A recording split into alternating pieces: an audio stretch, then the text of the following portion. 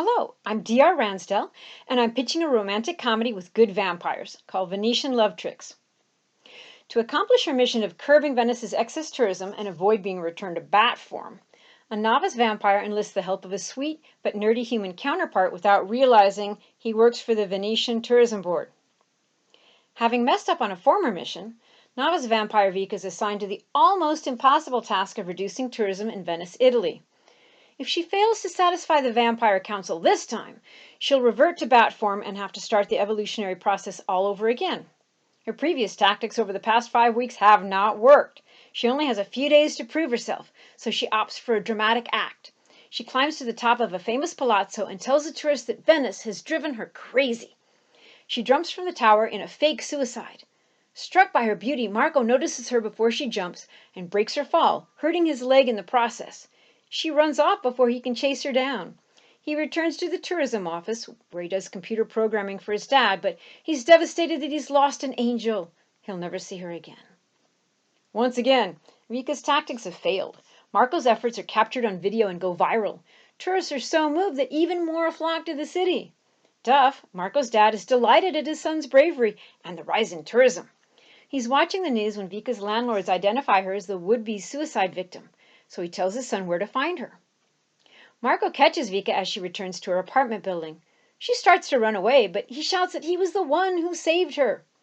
When she notices how badly he's limping, she relents and talks to him. He begs her to have a drink.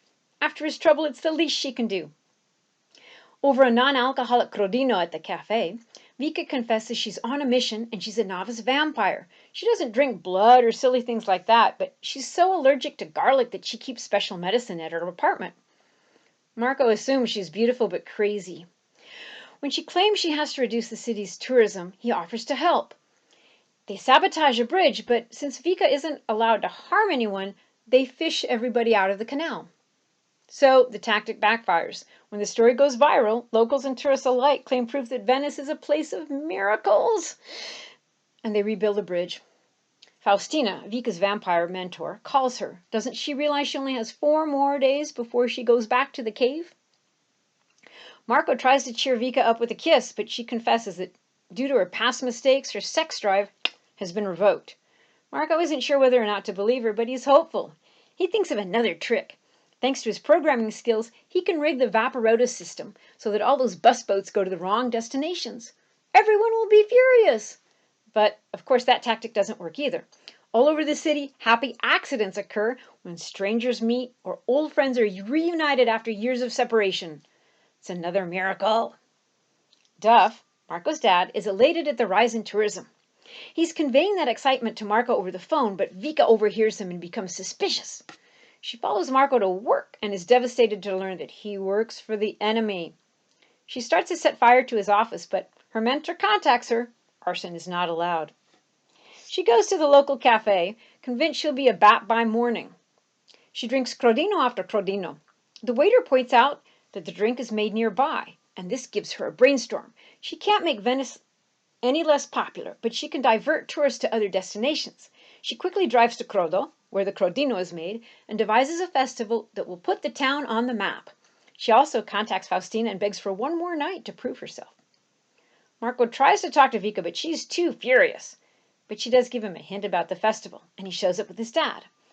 The mayor of Crodo is delighted. The festival is a success, and for the first time, tourists flock to his small town. But Vika doesn't get to celebrate. She's accidentally eaten some garlic in the pasta.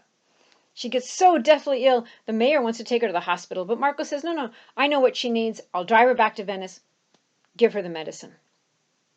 While she recovers, Marco and Duff make extensive plans to popularize other small towns. When she finally wakes up, she's delighted to find she's still a vampire and not a bat. Marco takes her to the bus station on the outskirts of Venice, where delighted tourists board buses for alternate destinations. Faustina congratulates Vika and asks where she would like to go for her next assignment. She asks to stay in Venice to do further work. As she walks through St. Mark's Square, holding hands with Marco, she feels a sudden tingle.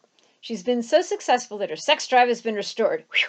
She'll be allowed to stay in the city and spend a few decades aging with Marco, protecting Venice at the same time. Thank you.